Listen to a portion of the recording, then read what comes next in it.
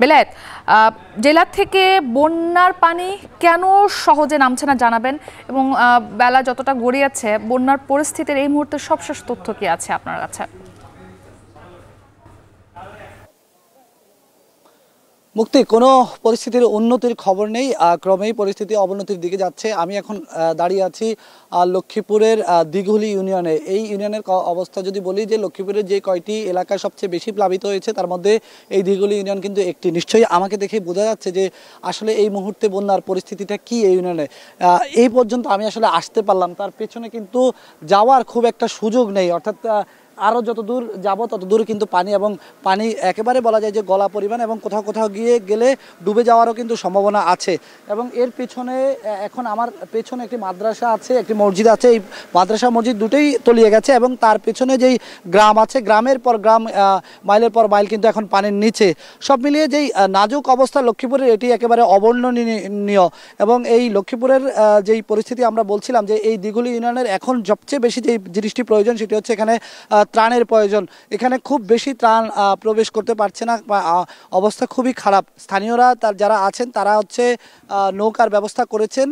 তারা বলছেন তারা নৌকা নিয়ে এই এলাকাগুলোতে প্রস্তুত থাকবেন, যাতে ঢাকা সহ অন্যান্য এলাকা থেকে যারা ত্রাণ নিয়ে আসে তারা যাতে এসে এখানকার এলাকার যারা স্থানীয় আছেন তাদের সঙ্গে যোগাযোগ করে, তারা নৌকা দিয়ে ভিতরে নিয়ে যাওয়ার ব্যবস্থা করবে। সবচেয়ে যেই বিষয়টি দুঃখজনক, অনেকেই ঢাকা থেকে বা বিভিন্ন এলাকা থেকে ত্রাণ নিয়ে আসছেন ঠিকই, কিন্তু এই ত্রাণগুলো তারা প্রধান সড়কের আশেপাশে বিতরণ করে তারা চলে যাচ্ছেন। ফলে যেই এলাকাগুলোর ভেতরে একেবারে প্লাবিত, সে একেবারে ভেতরে খারাপ অবস্থা, সেই এলাকাগুলোর মানুষ এখনও কিন্তু ত্রাণের ছোঁয়া পাচ্ছেন না। এই বিষয়টি একেবারে উদ্বেগজনক, এবং এইটার জন্য খুবই উৎকণ্ঠার মধ্য দিয়ে লক্ষ্মীপুরের মানুষ দিন পার করছেন। তাদের খাবারের পানি নেই, খাদ্যের যোগান নেই, তারা ওষুধ নেই, তারা নানা ধরনের সংকটের মধ্য দিয়ে যাচ্ছেন। তাদের দোকান থেকেও যে খাবার কিনে আনবেন সেই পরিস্থিতিটুকুও নেই। অনেকের হাতে নগদ টাকা থাকলেও সেই টাকা ব্যবহার করার সুযোগ কিন্তু তারা এই মুহূর্তে পাচ্ছে না। নানাভাবেই বিপর্যস্ত লক্ষ্মীপুরের মানুষের এই মুহূর্তের জনজীবন। আমি গতকাল থেকে লক্ষ্মীপুরের যতগুলো এলাকায় ঘুরেছি, কোনো এলাকার পরিস্থিতি কিন্তু স্বাভাবিক না। প্রত্যেকটি এলাকা বলা যায় যে, যেটি বলছিলাম, যে গ্রামের পর গ্রাম কিন্তু প্লাবিত হয়ে আছে, এবং কোনোভাবেই মানুষের যে অবস্থা, ফেনীতে গিয়ে যেটি দেখেছি যে কোনো কোনো এলাকায় জনমানব শূন্য, মানুষ আশ্রয়কেন্দ্রে গিয়ে স্থান নিতে পেরেছে, কিন্তু লক্ষ্মীপুরের সবচেয়ে ভয়াবহ যে রূপটি সেটি হচ্ছে আশ্রয়কেন্দ্রগুলোর ধারণ ক্ষমতা শেষ। আশ্রয়কেন্দ্রগুলোতে আর মানুষ জায়গা দেওয়া যাচ্ছে না। নতুন করে মানুষ যে এসে কোনো একটা জায়গায় আশ্রয় নেবে সেই সুযোগটাও কিন্তু মানুষের নেই।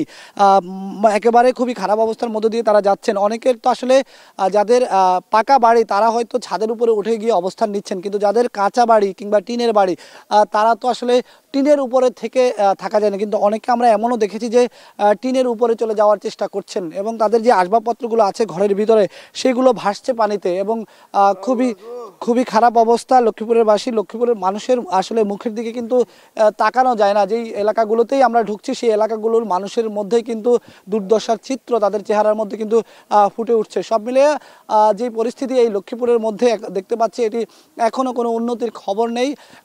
প্লাবিত হচ্ছে, যেই আপনি শুরুতে আমাকে যে প্রশ্নটি করেছিলেন যে কেন পানি সরছে না, পুরো লক্ষ্মীপুরকে ঘিরে সাধারণ মানুষের একটি বড় অভিযোগ। বিগত কয়েক বছর ধরে যারা এই সব এলাকায় ক্ষমতাসীন ছিল, যারা প্রভাবশালী ছিল, তারা খালের প্রবাহ নষ্ট করেছে, বাঁধ নির্মাণ করে পানির প্রবাহ নামতে পারছে না। অর্থাৎ লক্ষ্মীপুর থেকে উজান থেকে লক্ষ্মীপুরে পানি নেমে আসছে, কিন্তু সেই পানিগুলো সরে যেতে পারছে না। ফলে এই যে প্রভাবশালীদের তাদের যে মাছ চাষ করা সহ তাদের যেই খপ্পর, সেই খপ্পরের মধ্যে কিন্তু এই এলাকাবাসীর জনজীবন একেবারেই বিপর্যস্ত। সব মিলিয়ে আমি আসলে আর কি বলবো, লক্ষ্মীপুরের অবস্থা এত বেশি খারাপ এটি ভাষায় বর্ণনা করার মতো নয়। পানির মাত্রা ক্রমেই বেড়ে চলেছে। গতকালকে আমরা যেসব এলাকায় পানি দেখেছি হাঁটু পরিমাণ, সেসব এলাকায় আজকে দেখছি পানি কোমর পরিমাণ উঠছে।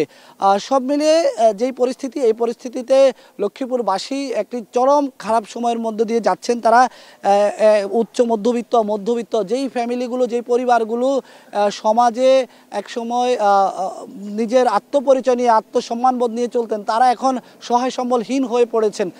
তারা এখন একটু খাবারের জন্য, একটু শুকনো খাবারের জন্য তারা কিন্তু ত্রাণের লাইনে এসে দাঁড়াচ্ছেন এবং ত্রাণের জন্য হাহাকার করছেন। সব মিলিয়ে খুব খারাপ অবস্থা যাচ্ছে লক্ষ্মীপুরের। তো লক্ষ্মীপুরের এই ছিল আমার কাছে সবশেষ খবর। পরবর্তীতে অন্য কোনো এলাকায় গিয়ে সেখানকার পরিস্থিতি জানিয়ে দেওয়ার চেষ্টা করব। এবার আমরা কুমিল্লার খবরাখবর জানবো। খালেদ, জানতে চাই যে কুমিল্লার যে